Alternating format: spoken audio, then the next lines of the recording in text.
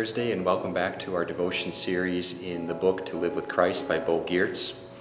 We're picking up where we left off on Wednesday's devotion, where we were reminded of the power of Jesus over death when he raised Lazarus from the tomb. And we ended with the passage not from John 11, but from a different section of John where Jesus said, "Because I live, you will live also," from John 14, verse 19.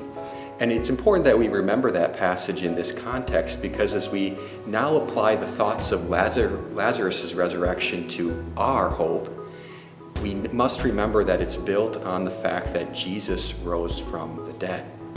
That's why the Christian belief in the resurrection is not something that is wishy-washy or based on speculation, but it's founded on the rock-solid truth that Jesus himself rose from the dead when he died on the cross.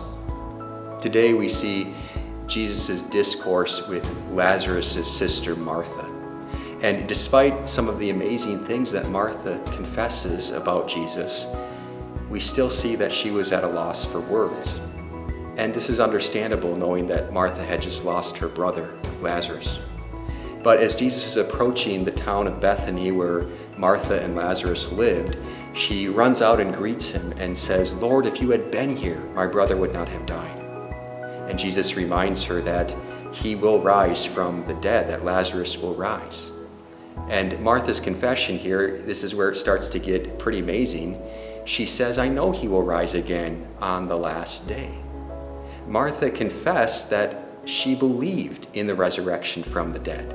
That was pretty amazing, considering all the things that the Jewish people at the time of Jesus had missed about who he was and all the things that flew over the head of the disciples.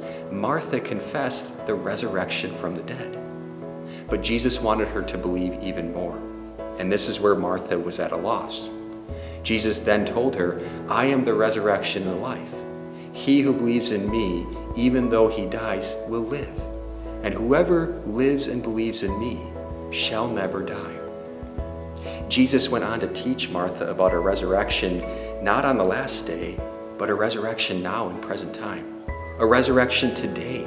That he had the power over death for Lazarus and for her and for everyone else that very day. And Martha's response to that was, "Lord, I believe that you are the Son of God, the chosen one." And again, that's quite an astounding thing for Martha to confess. A lot of the Jewish people didn't believe that about Jesus. But what Martha didn't seem to connect quite at this point was the fact that as the Son of God, as the chosen one, Jesus also had power over death that very day. That it was the fact that he was God's Son, the Messiah, the Savior, that guaranteed and proved that he had the victory over death, that he could conquer death.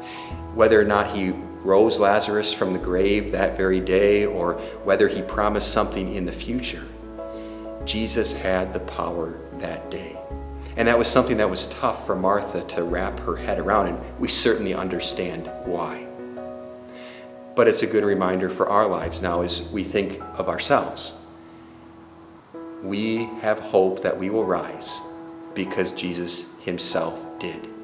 Everything we believe about our future life in heaven, about not being afraid of death today, is founded on the fact that Jesus rose from the grave on Resurrection Sunday. Truly, because he lives, we will live too. Just as it was for Lazarus, just as it was for Martha, so it is for you today.